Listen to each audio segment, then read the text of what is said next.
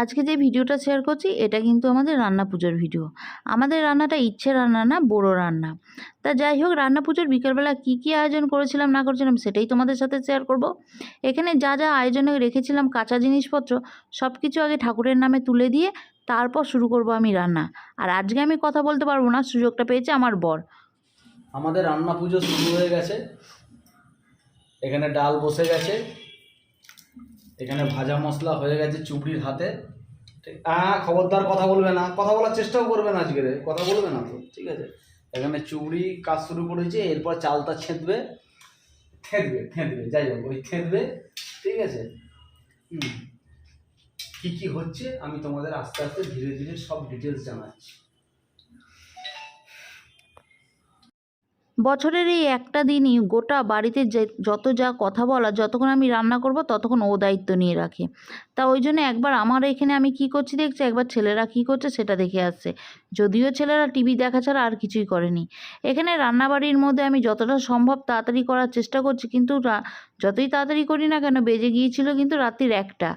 তা যাই হোক, কিছুটা ভাজা আমার হয়ে গেছে, সেটাই তোমাদের সাথে শেয়ার করছে। ডাল, দুটো ভাত, মাছ এখনও হয়নি, মাছ শেষের দিকে হবে। বাকি সব ভাজাভুজি করছি। আমাদের এখানে না 13 রকমের ভাজা প্লাস মাছ ভাজা, চাটনি, নারকেল চাই আর পুঁই শাকের ঘন্ট, আর তার সাথে কচু শাক হয়।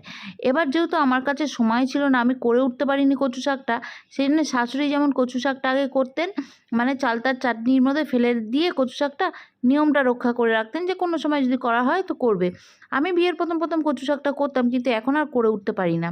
তা যাই হোক, রান্নাবাড়ি হয়ে যাওয়ার পর এখানে গরম গরম বেড়ে ঠাকুরকে দিয়েছি। তারপর রাত্রিবেলা ওই 1:30টার পর আমরাও খেয়েছি।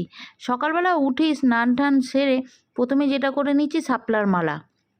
এইসব শাপলার মালা টালা না সব আমি এ বাড়িতে এসে শিখেছি, কারণ আমার বাপের বাড়িতে এইসব ছিল না। আমার বাপের বাড়িতে ছিল আবার গাড়ুর ডাল, কারণ আমার বাপের বাড়ি ছিল বাঙাল আর আমার শ্বশুরবাড়ি হচ্ছে ঘটি। সেই জন্য এইসব শাপলার মালা বলো, রান্না পুজো বলো, সব কিছু আমি এই বাড়িতে এসে শিখেছি আর এই বাড়িতে এসেই করেছি। প্রথম না, আমার বিয়ের প্রথম একদম, যদিও ডাইরেক্ট না হয় কিন্তু ইনডাইরেক্ট অনেকের থেকেই শুনেছিলাম যে বাঙালের মেয়ে ঘটি বাড়ির এইসব নিয়ম কি পালন করতে পারবে। তা যাই হোক, যথেষ্ট চেষ্টা করছি করার। আর অবশ্যই তোমরাও কমেন্টস করে বলো কীরকম কী করেছি না করেছি।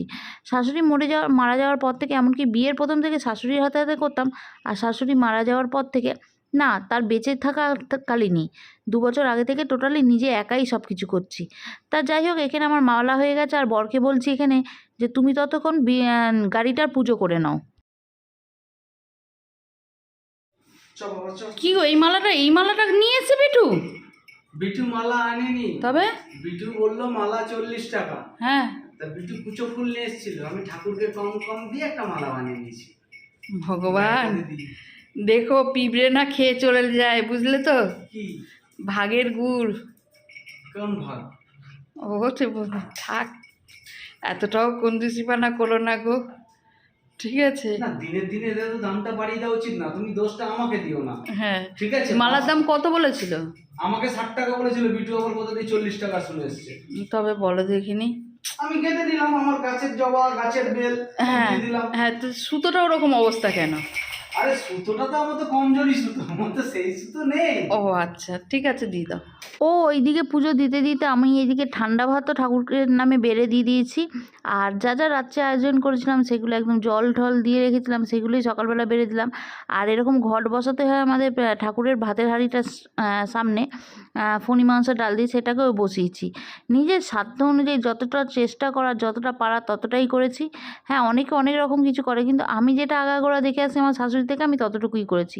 চলো এবার হচ্ছে খাওয়া দাওয়ার পালা। তবে হ্যাঁ, বলে দিই, আমাদের খাওয়া দাওয়ার আগে কিন্তু দুজন এসে প্রসাদ খেয়ে গেছেন, তারপর খাচ্ছি। একদম আখ পাতের প্রসাদটা কিন্তু আমরা খাচ্ছি না। ছেলে পুলেদেরকেও খেতে দিয়ে দিয়েছি, বড় ছেলে ওদের খাওয়া হয়ে গেছে, আমি আর ছোটো ছেলে বসেছি। আর খেয়ে দিয়ে নিয়ে তারপর আসবেন 2-1 জন, তাদেরকেও দেবো। আমার শ্বশুর না প্রথম আমার বড় ছেলেকে বলতো যে দাদু এই পানটা কিন্তু 7বার খেলতে হয়। আর আমার বড় ছেলে যখন প্রথম বছর রান্না পুজো জাস্ট খেতে শিখেছে, সেই বছর সত্যি ও 7বারই পান্তা খেতে বসেছিল।